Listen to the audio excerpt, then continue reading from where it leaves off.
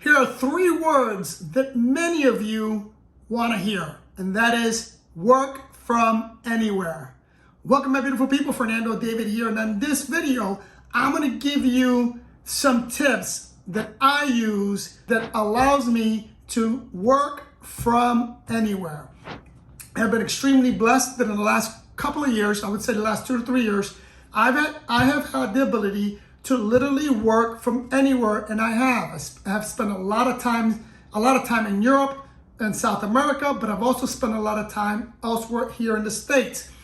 And the only reason I'm able to do that is because of the steps that I took and I'm about to go through in this video. So let me begin by giving you the very first thing that you should do if you want to work remote. The first thing is, and it may seem common sense, but it's really something that you really need to put a lot of thought into, and that is where you're going to establish your first 2 to 3 properties.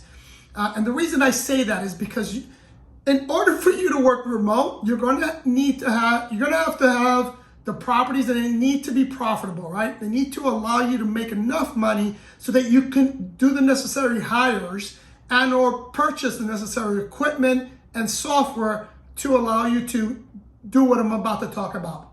So the first thing you need to do is understand the market. Many people believe that if you pick a destination or what everyone perceives as a travel destination, that you're going to be fine. That's not necessarily true. Like for example, I hear all the time, "Oh, it's so difficult to find a hotel in Miami, so Miami has to be a great place for short-term rental." And for a long time, that was true. But today, I've done many videos on this, today Miami is saturated with short-term rentals. So although it's still a good place to invest in, it's going to produce less than what it did several years ago. And you really need to know what you're doing in order to be successful. So my recommendation to you is study markets, different markets. See where you think you can excel in, and then focus on that when you first begin. So identifying your market is the first thing you should do, and it's very important, which I firmly believe that if you do the proper analysis, you're going to set yourself up for success, right? The next important thing is setting up your team. Your team is going to be really the heart and soul of your operation. So make sure and I'm going to talk about some necessary and important key players, but you need to take your time in hiring them, but you also need to be very quick in firing them if they're not producing. I'm going to repeat that because I think that's extremely important. You need to take your time, do your due diligence when you're going to hire someone.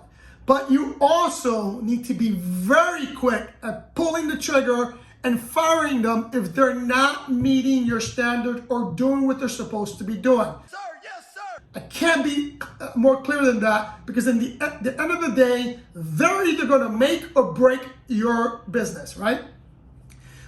So here's some of the key players that you need to hire. You need to do one or two things. You either need to hire these people in-house or contract it out.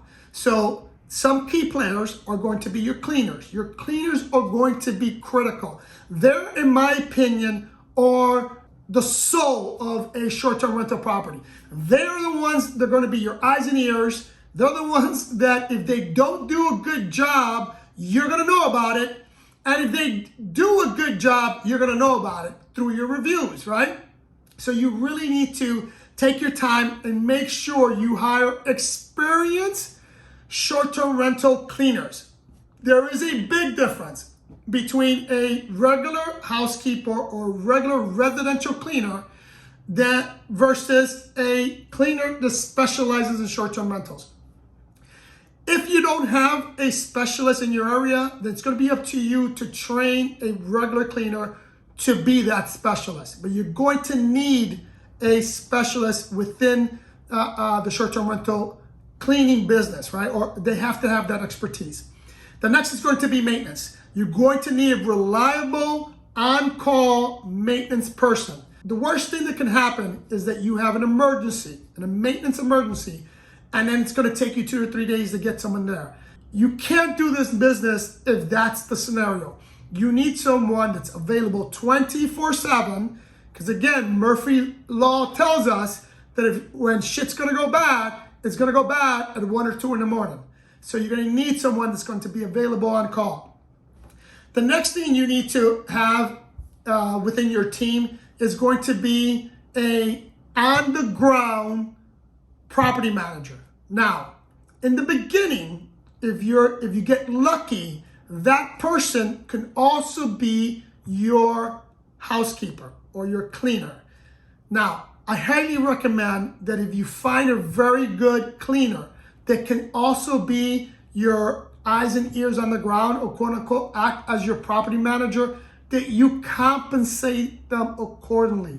Don't go cheap, people. Please don't go cheap. They're going to be critical. I personally prefer there be two, right? The property manager and the cleaner, because they can hold each other accountable. But I understand that when starting out, that might not be feasible, but always try to shoot for as quickly as possible to get a property manager that's going to supervise over your maintenance people and over your cleaners, and a property manager that's going to be the one receiving the phone calls when a guest has either a request, a complaint, or an inquiry. The next thing you need to have, and this is another very important thing that you have to find a specialist in, and that's the photographer. You need someone that specializes in short-term rentals.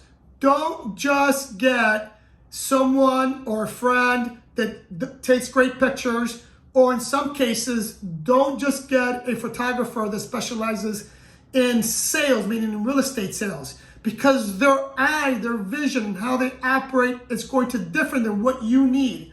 The biggest mistakes I see with photographers or with hosts that post pictures for their listings is that they don't take a picture, or the picture doesn't accurately depict what the person is taking a picture of. The biggest examples or the biggest mistakes come along the size of a room or a bedroom. Most photographers are skilled enough to take a picture at an angle that it's going to make the room look bigger than what it is. You don't want that, people. You want what you see better be what that guest sees the moment they walk in. Trust me when I tell you, if that's not the case, you're going to have problems. So you need a photographer that understands that, and you need a photographer that specializes in short-term rentals, so they're not going to do that to you or make those mistakes. So that's step number 2, and that's creating your team, right? The next very important thing you need to do relates to your PMS system, or your property management system, and the software that you're going to need for your properties. Big one is the actual property management system that you're going to have. I'm a big fan, or there's a lot of them on the market. There's 2 that I'm going to recommend, and that's Guesty and or Hostfully. Those are 2 good management system or PMS systems that you can use. And the reason I like those is because it's going to combine some of this other stuff that I'm going to talk about, but you're also going to need additional software. So for example, Hostfully and Guesty both have the following within their PMS system. You're going to have the ability to centralize your messaging, and you can automate your messaging.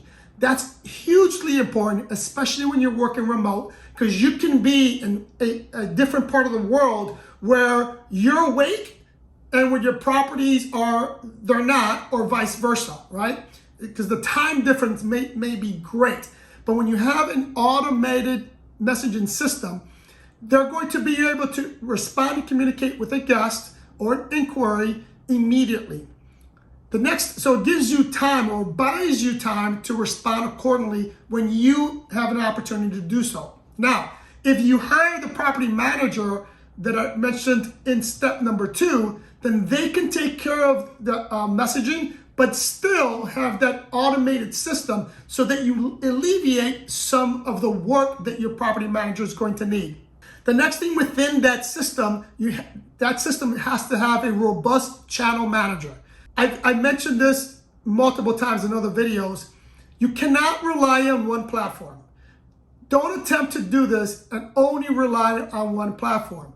Be multi-channel. But in order to be multi-channel, you're going to need a PMS system that allows you to integrate these channels and create one calendar for all your platforms. So that PMS system is going to allow you to do that. So that channel manager needs to be a very good and robust channel manager. In addition, within that PMS system, I highly recommend that you get one that also allows you to manage your staff. For example, Airbnb has this capability to create teams. Your PMS system, a lot of good ones also have that capability. And that's going to allow you to manage your cleaners and your maintenance people and your vendors. Again, because you may, especially if you own the property, you may be responsible for managing the pool people, the landscaping people, pest control. Your PMS system should help you coordinate those vendors as well. And lastly, within your PMS system, you should have a PMS system that's going to do all your accounting. So you do not have to worry about that. So when money comes in, it gets dispersed accordingly, and then you have a monthly report that you can print out and eventually give to your bookkeeper and or your accountant. So having a robust PMS system is going to be critical in your quest to be able to work from anywhere. The last software system within there that I highly recommend that you have is a pricing software. Now, PriceLab, AirDNA are two that I highly recommend, but those two pricing softwares are also going to be critical because, again, especially if you're operating remote or you pick the market in which you're not familiar with, you pick that market based on the data, you don't know what's going on in that market on a regular basis, especially if you're not going to be there. So that software is going to tell you when you should increase your prices, decrease your prices, what areas. Like, for example, I like PriceLab because I can look at the calendar and I can tell, because it's a coded system, which days are high demand and which days are not. The other reason why that's important to know is that if I want to go and stay in one of my properties, I don't want to block out a day that's in high demand.